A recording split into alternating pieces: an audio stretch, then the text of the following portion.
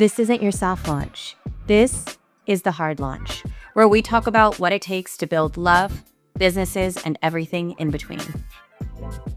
Lilli, it's so great to have you. I'm so excited that we connected, first of all. Yes. I feel like there's so many similarities in our stories, and I'm so excited to kind of dig into what you've been building. So, okay, can you share just a little bit about your journey in creating the Prenup podcast and kind of how you got there and like what was the inflection point where you realized like this is what you wanted to go after? Totally. So I'm Lilli Donahue. I'm the founder of the Prenup Podcast. I never thought I'd be podcasting. I had never been a podcast girly myself until about like a year ago. I was much more into like the short form, listening. I don't know if anybody here remembers Snacks. It was this like Robin Hood thing. Every morning they would do like a 5-minute roundup of everything that was happening in the financial space. And that was like about as much, all content I was consuming. But about a year ago, I got way more into the podcast scene. I left my job at Capital One last fall to start a direct-to-consumer prenup company, and then I needed a prenup for my prenup business. And when the original intent did not work out with the person that I was going to start the company with, I had a few months to kind of take a step back, reflect, and look at this space in a different way.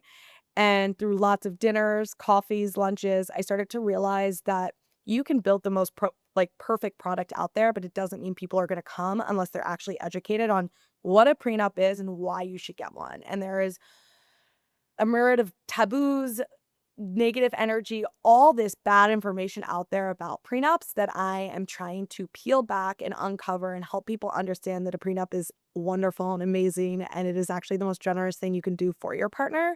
And it is not a setup for divorce. It's actually the greatest way that you can sit down and say, hey, let's start financially planning our future together, and let's get aligned, and let's come together and figure out like what we're going to do together as a couple. And I'm a big believer that is the first large legal conversation that you should have with your partner. I couldn't agree more. What was like the thing that made you realize that like this is what you want to do and like really commit yourself to building this? Because I feel like this is a topic, to your point, that's like oftentimes so taboo, and people don't want to touch the topic, or like they feel like there has some negative connotation to it. And I love that your like goal is to kind of reframe that and like reposition prenups in general to like something that's actually a positive thing, right? Like it's something that like if you do this, it's a gift to you and it's a gift to your partner, and it actually strengthens in the long run your relationship. So like how did you get to that point in realizing that? Yeah. So my parents went through a 6-year divorce. They got married, they split up when I was 2, and they didn't finalize their divorce till I was 8. And during that process, my mom went through like 5 or 6 sets of lawyers. We lived in New York at the time, and the only reason that they were able to finalize the divorce is something happened, and my mom was basically able to like kind of use a silver bullet against my dad, who was like the nicest, kindest human in the world. And she is also an incredible, wonderful person, but you become the worst version of yourself in divorce. All your senses of, pragmatism and reality go out the window because you have lawyers in your ears telling you one thing, you have family members in your other ear telling you something else, and then you have media, and it's a very confusing time if you are not aligned. And so my parents' divorce was horrible, not just for me, but it was also horrible for like their friends around them and their colleagues and their parents, and just everyone else kind of got dragged through the mud in it. By the time they finalized their divorce, both of my parents had to file for bankruptcy. We were evicted from our apartment on Park Avenue. My dad had to move back in with his parents in Connecticut at 48 years old. And my mom and I moved in with her boyfriend, who was not a great guy, in New Jersey, because that is where we landed, right? You have no money left and you have no options. So you go where the door is open. I didn't realize how much it had impacted me, really, until years later. My dad got sick a few years ago with lung cancer, and I started spending more time with him, and I was like, okay, when you have a parent who's sick, I don't know if you've ever had a parent who's sick, but you start having these conversations that you may never have had before, like, okay, the fun ones, which is like, tell me about like some of the crazy college stories, high school stories, like fun things. And then you have what would you redo if you could redo anything? And he looked at me and said, get a prenup. And I laughed because I, of course, was like, what are you talking about? He was like, no, I would have gotten a prenup because your mom would have understood that I didn't have as much money as I think she assumed I did. And also like I wouldn't have been so angry at the situation, and every single person should get a prenup. And we kind of started going into it and realizing, like other pieces of this puzzle, right? Which are he's sick, and we looked at his will, and his will was from 2002 when he still lived in Connecticut, with a completely different like set, right? I would have been 12. So it was a very eye-opening time for us together.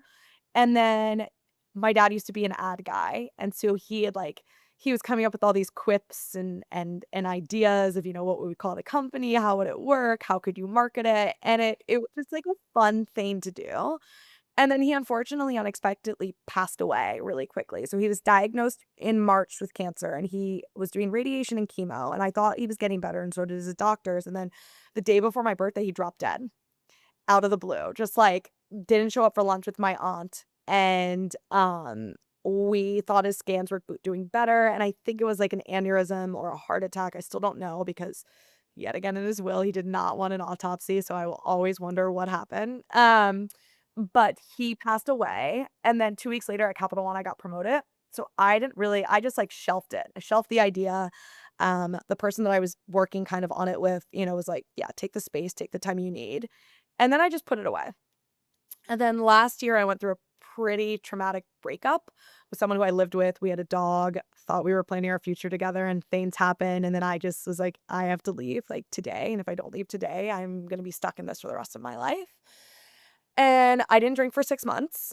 I just like kind of pulled back, and I narrowed down on Capital One, and I narrowed down on kind of like finding myself, and refiguring out what I really wanted, what my purpose was. And I kept coming back to this prenup space. And at the time I started watching a bunch of my friends go through their first round of divorces. Like we're in our mid-30s, and hearing that the exact same thing was happening to them that happened to my parents 30 years earlier, I was like, how has this not changed? So I decided, fuck it. Like, I'm going all in on this, because I don't want kids to go through what I went through. And I also don't want my friends to be doing exactly what my parents are doing, like, or did. Like, these are great couples, right? These are awesome human beings who, when they got married, they were in love, they were happy, and they never thought they'd get divorced. But shit happens. Life happens. People change, circumstances change. There's 9 million reasons people get divorced, and we make it so complicated, and it's so hard that instead of being like, hey, you know what, it's not working, let's gracefully part ways, let's align on things, let's co-parent together and like be good people, you just become crazy. And especially if you don't have a prenup. So It's just such an emotionally charged time, and I feel like emotions just completely dilute any rational thinking or any like practical thinking. And also my parents divorced when I was 1, and so I can relate to that so much, because even if there aren't a lot of assets involved, it still becomes ugly. And I think that one thing that people don't understand is like, you don't have to have so much capital, so many assets. Like, even if you have very little, protect that, because you still don't know. And there are ways that you can like integrate that into a prenup in terms of like future capital, and depending on the states you live in, right? Like there's so much stuff that you need to think through. And I think one misconception is that like, if you don't have anything, then I don't need a prenup, because there's nothing here to like really think about or protect, which is not the case. it is one of the biggest misconceptions. Like I keep seeing all these, I launched a TikTok, which I'm still laughing at because I'd never had a TikTok before I decided to do this business. And Same. what a Same. wild- Okay, It's like so are crazy. you as shook as I am at like Yes. just the brazenness of comments and stuff? Yes. And I'm like, how did I not, like, there is a whole world here that I like never entered that was existing without my knowledge. And like, I suddenly download this app, and I'm like in this world of like comments and video. It's a whole new playing field for me. I'd never had it before I started Most Gia. unhinged, Yes. triggering, wild, and like Same. talk about when you start talking about prenups and all the chaos behind them. Some of the comments, I am like, okay, are we good? Like, are we well? Are we okay? Like, what's happening?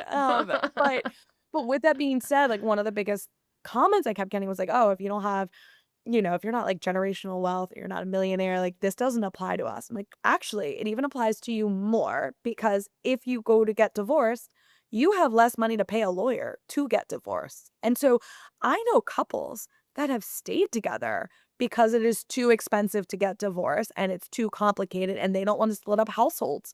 It is too expensive. So, if anything, it's even more important in a way if you do not have an extreme amount of wealth to be able to go and fight during your divorce. Like my parents, by the end of it, had nothing. There was nothing left Yeah, it's because they exactly fought true. over it. It's exactly true. And also there's so many things that like inheritance, right? Like maybe you're not thinking about that right now if your parents are alive and well, but like there are ways to integrate that into a prenup and like think about that, how to have those conversations with your partner. And even if it's not something you put in the prenup, it's something that you're forced to at least talk about with your partner. And so you get to a place where like, okay, you've had the conversation, you feel comfortable with both where both of you stand on, whether there's gonna be inheritance in 20 something years or whatever the case is, right? Like you just are forced to have conversations, even if it's not directly going into the prenup. So I think it's so important. So I am not a lawyer. I trust, I respect lawyers. I have amazing friends that are lawyers. If I was like 5 years younger and like could pull an Elle Woods, You I do it. totally would. But funny story, actually, I live in Tribeca and I'm right across from the New York Law School.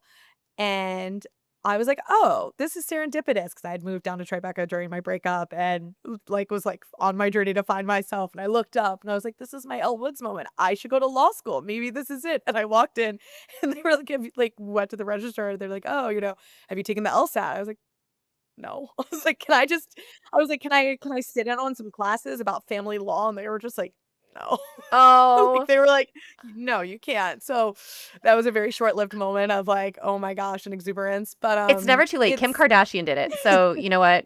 God Anyone bless can do Kim. it. I don't know how that woman does everything that she does. She is, like it's so impressive. She does everything, raising 4 children, dealing with a situational ex-husband, all of the things that she does. It's amazing. Went to law school. So, yeah, I don't actually have an excuse, Exactly. I'm sure there was a prenup but there it's too, though, yeah.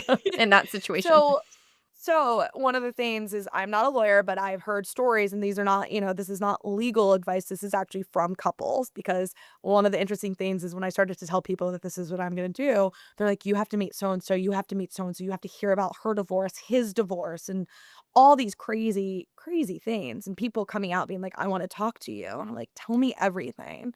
Um, I have someone who she didn't get a prenup because her parents were like, "Don't worry, all your stuff's in trust. Like, you don't need a prenup. You're totally fine." Joke is on her because she accessed that trust during her marriage to buy a home with her now ex-husband. And because she had pulled money from that trust, it's all commingled now and it is common property. And so when they went to get divorced, disaster. 4-year divorce. Took them 4 years to get divorced. I hear, I And mean, her that, ex has the yeah. house. It's awful. It's awful. It's awful.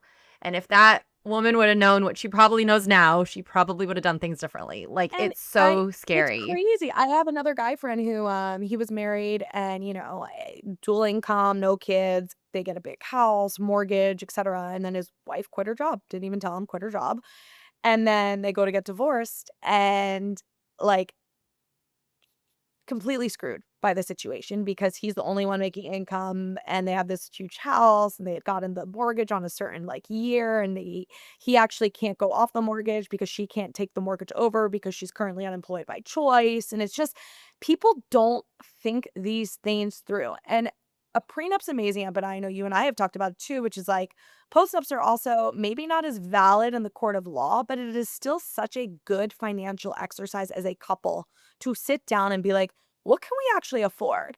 Especially if one person is going to leave their paying job to become a stay-at-home parent, which is a job in itself. Like one of my favorite books out there is Fair Play, which is all about, I how love fair women usually play. Yes. they always take on, even if you do work, like you're still doing majority of the household work, right? Like it's wild. So you need to have these discussions of like, okay, how are we going to fund a lifestyle? Because if our original lifestyle was both of us making 200,000 a year and then one of us is no longer making that, but we're still living this lifestyle, is it sustainable? Yeah. Yeah, it's really about having the conversations. Like, And as much as you can put that in a prenup or a post-up, the better. But I think like just having those conversations, like getting aligned so that nobody's surprised if things go south. And I'm curious, like, how is, since you've been in this and, Yeah. doing this, like, how has this changed your perspective on like love and marriage and finances? And like, what do you think you're going to take into like your future relationships, or So how do you think you're yeah, going to approach it? I think a lot with one of the funniest things has been, so I'm dating again. And what I find really funny is a lot of guys are like, "Oh, so you don't want to get married or have kids because you're doing this, right?" Like, no, I would No. love to get married. I think like that is my goal. And I would love to be married till I die. I would like to never get divorced. I would love to be with a partner that I grow with, I learn with, I have great financial conversations with, and I would love to have a beautiful wedding and have friends and lean in, right? Like of course I still want that, but I am much more realistic now about how that looks and how that partnership looks from just an economic standpoint. And it's truly a partnership, right? Like I know you and I have talked about this, is just like in business, marriage is a partnership and everyone has parts to play. And I heard on another podcast recently, this is one of my favorite things that I've heard in a while. Someone said, I think it was on Hot Smart Rich. Maggie's sister said something along the lines of, you know, when you're dating, it's all Friday nights, fun Fridays and Saturdays. And then when you get married, 95% of your life is Wednesdays. It's like ordering in or doing laundry, or it's not the fun, sexy, crazy time that when you're dating and having fun and flirting. It's like it's the mundane shit. And so it's kind of like, okay, how do we align on all of this, right? And the other thing is I realized for the prenup, it's not just about the financial expectations before marriage that you should be talking about. It's all the other pieces of the puzzle. Like, what does infidelity actually look like to us, right? Like, how do we communicate our sexual needs and wants and desires? What does family look like? Are we going to go to your family's place for holidays or mine? How do we not have resentment if one of us has to really lean into work for like 2 3 months and the other person is maybe not getting the attention that they need? How do you constantly communicate these things? And I think that like we don't do enough pressure testing before marriage on all these pieces of the puzzle, because you're still kind of most likely in that fun phase when you're getting engaged, which is wonderful, but you need to pressure test it all. And then I had a friend recently ask me, because they called me 6 weeks before their wedding. They're like, "Hey, I need a prenup." And I was like, why didn't, like, damn it. Like this might not work. And like candidly, I think you should get a postnup, because I think this is gonna stress you out and you're gonna freak out and you're gonna learn things that you don't want to learn about your partner, maybe. And I don't want to, like, I think it's just too late. And one of my biggest pieces of advice is, if you get engaged, talk about your prenup soon after, and do not send out a save the date till you've had the discussion about your prenup and or hired a lawyer. Because I can't tell you how many people I have now talked to in the last year who were not going to get a prenup. They spend a day with me and they're like, "Oh, okay." Okay, we're gonna They do go it. they go and they're like, "Okay, we're gonna go get a prenup." And then Amazing. they're just like, "This is either great, I've learned this much about my partner," or like, "Oh shit, I didn't know that my partner had this much student debt. I didn't know my partner had this much credit card debt. I had no idea that my partner was making this much but spending it this way." But you're doing them a favor. I mean, better to know now than later, right? When kids are involved after a marriage, like the time is pre-wedding, pre-kids, right? Like that is when you want to find those things out. Yeah, and it's also like, listen, I don't know your friend group, but I have friends that are like spending $250,000 on a wedding. Like they're having wild, Oh crazy yeah. weddings, Oh which yeah. are awesome. Trust me, I love being a guest. Are you kidding me? Like a good wedding, a good DJ. I'm the first one on the dance floor and the last one off, embarrassingly. But people are like, "Oh, I'll spend that much on a wedding," but when it comes to spending $5,000 to $10,000 on a prenup, they're like, "Ooh, that's a Don't lot of know if it's money." worth it. Yeah. And I'm like, "Are you okay? Yeah. Like, come on." Yeah. How do you suggest, cuz sometimes like if you bring up the conversation, the partner can become maybe defensive or feel like it's like they could feel like it's sort of like a personal thing that like you don't trust them, or you're like trying to protect something for yourself, or like you have hesitations, right? So like how can people like avoid that? And I guess maybe even if it is something that happens, like maybe that's a flag they need to watch. Like maybe that's a sign that like this is not a if good you fit. can't have the hard conversations now, how are you gonna have the hard conversations post Yeah, childbirth when you're in a mood and life is throwing things at you and you have a sick parent exactly. or something happens to your house and you need like a $25,000 new roof and you don't have the finances for it? Like, you think this is a hard conversation? Life gets harder. It does not get easier. Yeah. Oh, I had a really good yes. friend of mine recently say to me, marriage isn't hard. Communication and picking the right person is hard. Because there are all these memes out there and stuff that's like, marriage is so hard. It's like, no, marriage actually shouldn't be hard if you have the right person with you. Yeah. Communication can be hard though. And life in general is just hard. You're gonna have stuff coming at you from all different directions throughout your life. With kids, without kids, life happens. Parents, jobs lost, whatever it might be. It's how do you respond together as a unit in those instances? And the biggest thing I tell people who are like, oh, my partner, so I wear this hat everywhere and I've given it out to a lot of I people and love it. people are like, "Oh," and they either love it, they're like, "This is the greatest thing," or everyone looks at me when I'm in it, or they're like, "Thanks, Lily, I'm gonna put this in my bag and never wear it because Never take it out. my husband or wife will, like, not let me wear it." I was laughing, I drove to Greenwich today for this family conference, and my friend was in the car, and he was like, I wear your hat everywhere except I couldn't wear it Sunday because I was going to brunch with my girlfriend, and she was like, "Hell no, you are not leaving the house in that hat." And I was like, "What?" She's like, Red "I'm gonna get flag, co" red I flag. was I was like, "No, no, no." I was like, "I'm gonna get a coffee with her, and by the time she comes back from that coffee with me, she is gonna be wearing that everywhere, and you're gonna be the one who's like, 'Take that off.'" Like, and so I think it's just a big, like, misalignment, misinformation, and my big thing is a prenup is the most generous thing you can actually do for your partner and with your partner, because statistically speaking, if over 50% of couples in the US are divorced at least once, this is a stat that is floating around the internet, and I don't know if it's true or not because I have gone down the CDC and the census rabbit hole, and I'm trying to verify it. But a lot of people, the stat that has gone around on a lot of other podcasts and research online is that of the 4% of Americans that have prenups, the divorce rate is in the 20s, 20 percentage, so 25, 26%, which is if you get a prenup, it's going to reduce the likelihood of a divorce. Now, causation, correlation, yeah, I get it. But what I am going to assume, based on a lot of couples I've talked to who are happily married with a prenup, is you are setting yourself up for financial success in the future and you are aligning day one on what does it look like, right? Like, if shit hits the fan, what does it look like? And then you also, as you know, with prenups, you have to do a financial disclosure. A lot of people get married and are disillusioned, right? Like, I can't tell you, especially in New York, a lot of people, it's all you have a leased car, you have a rented apartment. Everything is kind of a mirage, right? And then you get into it, you marry someone, you're like, wait, they're in $200,000 in student loan debt from their Harvard MBA. Wait, they're in credit card debt from buying a million dresses for the wedding that I didn't even know that they were gonna buy, or, like, it's now both of our debt, technically speaking. Like, all these different pieces of the puzzle of, like, how does your partner actually spend money, and how are you guys gonna spend it together? It's such an important exercise, and I think I've said this to you before, but if not, like, my other big thing is, if you're married and you did not get a prenup, the next best thing you can do is go get a financial advisor.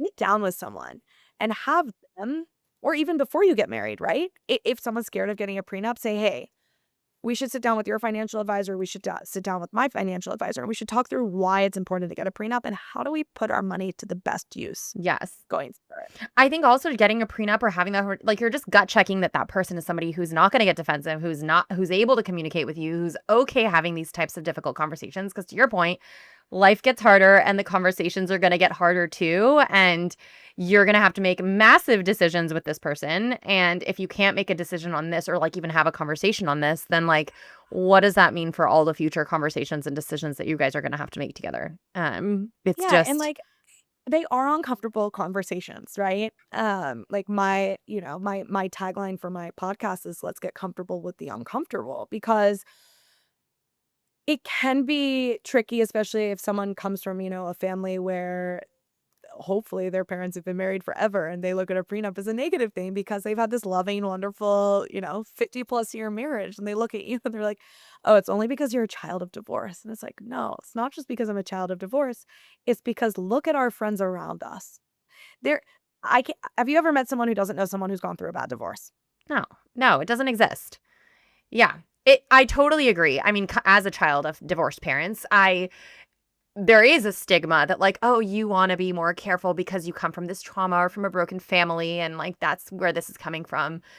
But is it that, or is it that we've learned the hard way that there needs to be some level of practicality in these moments where emotions can take over, but you need to come back to the ground, like put your feet back on the ground, and let's think about this from like a practical standpoint? Because I think having those experiences and coming from a divorced family just makes you kind of remove the emotions and look at things from like a very practical standpoint.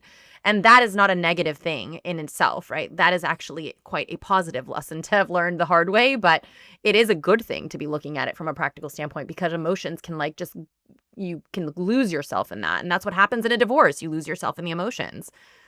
And there's so many people, like, because, to your audience is going to be mostly people going through the wedding planning phase, right? Which is like fun and awesome and amazing. And trust me, like the greatest thing I always joke about at weddings is I love wedding cake, because I love the like, I'm the one who goes and takes like 3 more off other people's plates when no one else is, everyone's dancing and I'm the one eating it. So I love a good one. But I will say this, I highly recommend that it's even maybe before engagement conversation. Now that some people don't agree with, but like I bring it up on like my second or Why third not? date. Why not? And Test the either people waters. run for the hills. It's like, okay, bye. Like, That's a or we good get into thing. it. You figure it out early. Yeah, truly. So how do you think, I'm curious what you think about, like, there's obviously a rise in dual career couples with like dual incomes and, rise of entrepreneurship, right? Like, how do you think that is going to change the like conversation around prenups, the frequency of prenups, if at all? So I don't know when you are going to be posting this, but so quite literally, I'm laughing because I don't know if you can see this on my phone. Oh, Plight of the Trophy. I love that. Plight of the Trophy husband. This article just came out Amazing. today, What perfect literally timing. today, like perfect timing from this. It's on Business Insider, and it's from this amazing writer called Josie Cox. And she just came out with this great book. It's called Women, Money, Power. And I met her at an event that one of my friends who's a financial wealth advisor threw a few weeks ago. And women are making just as much, if not more, than men these days. But what's interesting is this year, or 2024, is the first year in the past, I think it's like 20 some years, that women's income versus men income has started to decline. And a lot of it is contributed to a lot of women going back to the office and or making a selection to not continue to work because they've been asked to go back to the office. So they cannot, because there's no one to stay home to take care of the kids. So during COVID, when everyone was staying home and working remotely, and you didn't need necessarily 24/7 childcare and or support, and you could balance your job and your family and stuff. Now that people are being asked to go back into the office 5 days a week, in many cases, they do not, like, they're making this decision. Okay, do we both go back to work and hire care and help and schooling and all this, or do just one of us stay home, whether it's the man or the woman? But most often it is the woman still. And so it's a really interesting power dynamic shift now, which I am still learning more about. I have a podcast guest soon on the pod who is a sexologist. And one of the things that we kind of joked about, but didn't joke about, it's like, okay, you have to make just as much money, but you can't make too much more. Like, it's this like continuum of a balance to be able to like stay in this equilibrium with your partner. And I had another friend who actually put it, I think, in a really good way. It's called harmony, right? It's like finding your harmony with your partner. Historically, men have usually made more. They have provided. It has been what generations have lived off of. And it's kind of like, I think, a false narrative. And I think it's an unfair narrative. And if that is the case, though, it's even more important for women to get prenups. Like, okay, you're going to go get divorced from an emasculated man in a few years. Like, think how mad he's going to be. Yes. I think I totally agree with you. I think all of this hopefully will lead to a rise in the conversations about prenups. And I think the work you're doing, and hopefully just the understanding of what women need to do and what men need to do to think through like how their situations will evolve, because we've seen relationships and situations evolve so much in the last 5 years with COVID, to your point, right? Like people I think now understand like you never know what can happen, right? Like we didn't anticipate COVID. We didn't anticipate how it would impact like in dual income households or like even single income households, right? So I think people kind of were hit out of the blue with that, and hopefully that results in like people understanding that anything like that could happen again, and you need to be prepared to take it on. Totally. And also, it's not just heterosexual couples, right? It's like all couples. It's Oh usually what yeah. ends up happening is if there is a couple dynamic and one person ends up going back to work and one person stays home, it's like there's such resentment from both sides. It's like, oh, you got to go to the office and have conversations with adults and use the other side of your brain, and I'm stuck at home taking care of the kids. Or, oh, you got to stay at home and take care of the kids, and you got to watch them take their first steps, and you got to watch them do all these fun things that I'm completely missing out on and getting quality time, and they don't want to be held by me as much as they want to be held by you because you're the one who's always there for them. And so I think there's always going to be this like imbalance unless you properly communicate to each other how you're feeling and how to meet each other's needs personally and professionally. Yeah. I mean, I've gone through it. Like, we've had to have Yeah, really totally. tough conversations. We had kids during COVID, and, I was working full time in corporate. So was my husband. And I was that woman that was like, now I'm faced with either going back 5 days a week because they mandated that, but I have two babies at home and we don't have childcare set up for 5 days a week. And they were not in daycare at the time. And those mandates came in fast. And like, you have to like either decide to like just grab any childcare you can find without even vetting it, or like not going to the office, which means like there goes your income. So, and like it all happens so fast. And, those conversations are really difficult to have. And to your point, life is not easy. Like this only gets harder. And who knows what's going to come at us in the next 5, 10 years, 30 years, and like what you need to be prepared for. Totally. And it's also like, parents get sick. Okay. If they get Yes, sick, do they move in with you? How do you exactly. financially support them? Like it's a very different Exactly. world these days. But you need to have these conversations because these are the reason marriages don't last is you do not have these conversations and you do not prepare yourself financially, especially for the future. A lot of it, like one of the biggest things, I love this guy. If you've ever heard of him, his name's James Sexton, and he calls himself the New York divorce lawyer. He's funny as hell, but he's also really smart. And he always says, he's like, cheating is not the reason people get divorced. Cheating is a symptom of the root cause, which is also a million other reasons of resentment. And most often than not, linked to financial issues, right? Of like, oh, we don't have as big enough of a house as I thought we were going to get, or oh, we're not taking as many vacations as I thought we would take, or oh, we're not as successful as I thought we would be. So it's like a variety of that type of stuff. Yes, that's so true. Okay, I'm curious. You were building a D2C brand. I want to touch on that a little bit before we round out. But what were the biggest lessons coming out of that experience, and how did you decide to like pivot and fully go into the Prenup podcast and all that you're doing now? I joke that, everything that happened last year for me was a silver lining. It was, it I didn't even realize like I was leaving Capital on a high intensity job and about to go into something, and I hadn't really taken a break, and I hadn't even grieved my father. Like there were a lot of things that I hadn't done, and I hadn't grieved my breakup, and I just everything happened the way it was supposed to. If I had launched how I thought I was going to with the direct to consumer product when like four others in the space were launching at the same time, I would have totally failed. Like there was nothing that was going to make mine separate from others. And then also I was doing it so much out of my own like angst and fear, etc. The last year, the research that I have done, and I've really come to the conclusion of you can build the most perfect product. It does not mean they are going to come. There is a direct to consumer prenup product that was launched in 2019. It's now 2025. And that product just is starting to get press and PR, and they just did a raise and they are leaning fully in. And that product's been around for years. Like, what? So that's one thing. And then the second thing is, I'm a big believer in direct to consumer products are great for some. Direct to consumer prenups can be wonderful. Like, say, if dual income, almost the same level of income, maybe both have a 401k, don't have all these nuances, right? Of like carry, trust, things that you need to ask a lawyer, which are majority of my friends in my community, etc.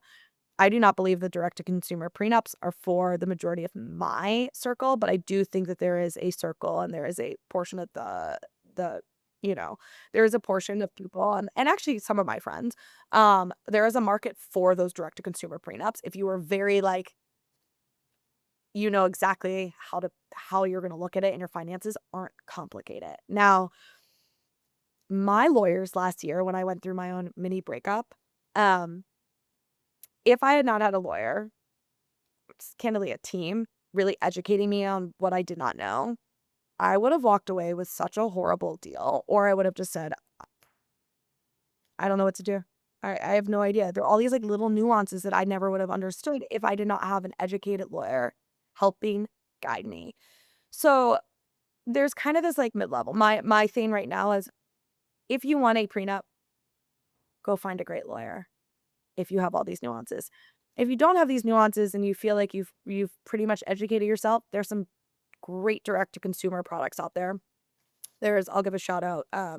Founded this company called Neptune. They're doing a lot of great stuff in the direct to consumer space.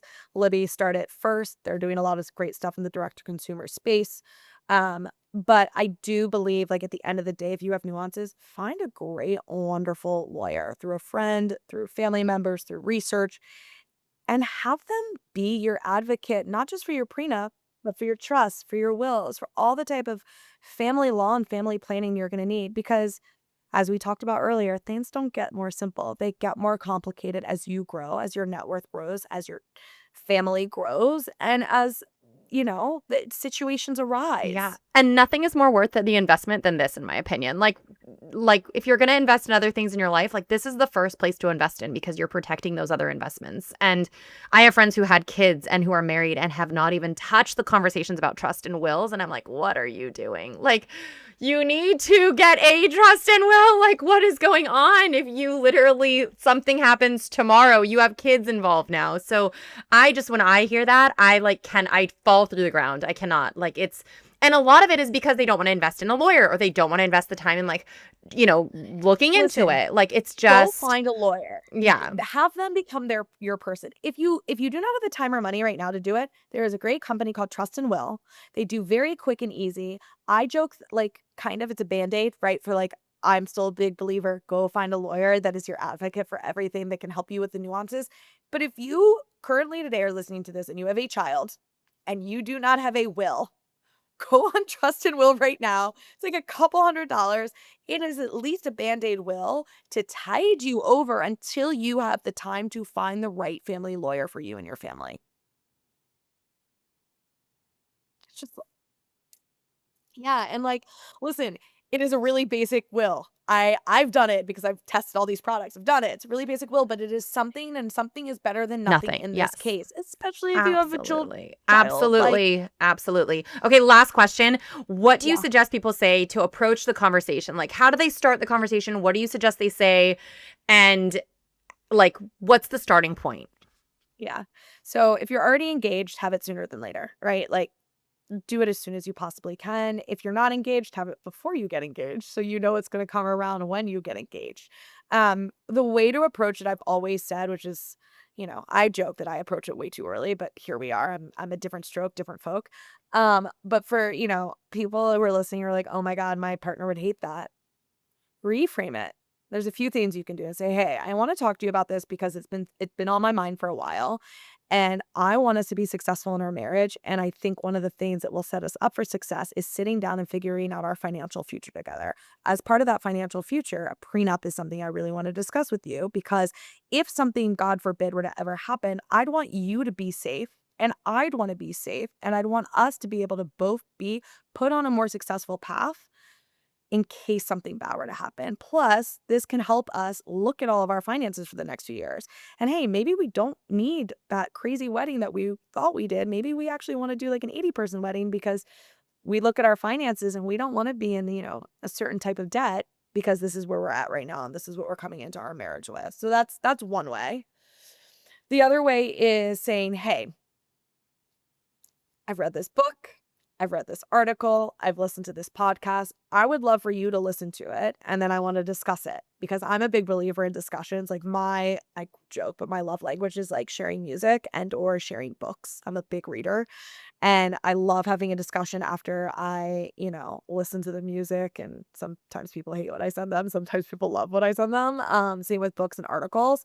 And to be able to kind of go deeper on that. And that in a way sets up that person to be able to have an opinion and understand what you want to talk to them about, but it's not like necessarily a direct shot. And so for some people who are avoidance, which is, a lot of people are avoidance, that is actually a really good way to kind of transition into that conversation. It's a little bit of like a gateway in. And then, when people push back, my big thing is you asked, which I kind of asked you earlier. I was like, do you know, like, have you ever heard of a couple with a really easy divorce? And then if they say, yeah. And then you go, have you ever heard of a couple with a really bad divorce? And they say, yeah. Like, okay, so what are we doing here? Like, it is the greatest thing that we could do for each other. And yeah, it might be scary and it might be awkward, but like, listen, babe, if we can have this conversation now, can you imagine how much like better we're going to be down the road when we're having even tougher conversations? Like, this is just the start. Exactly. No better advice has been spoken. And I hope everybody listens to this who is considering getting married or even is already in a relationship and married. Like, I feel like this is advice that could be applied in any phase of a relationship, whether you're dating, engaged, married, kids, all the things, right? And when people say they're too expensive to get, like, this is the other thing. Do you realize how much, like, you are going to be getting so much money for your honeymoon? Like, think about it like that. Maybe position some of that money into paying for your prenup.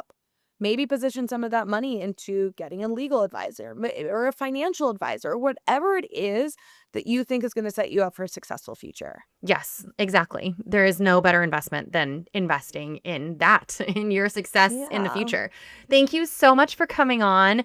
Where can everybody find having you me. and find the podcast? Because So I could go on asking you a million other questions, and I know do there's so not much more that you can give. my big joke is do not Google the Prenup Podcast because it'll send you to all these other websites because my Oh, SEO is garbage, turns out. okay. Well, tell But us where to I am find it. literally www.theprenuppodcast.com. And then on Instagram and TikTok, I am the Prenup Podcast.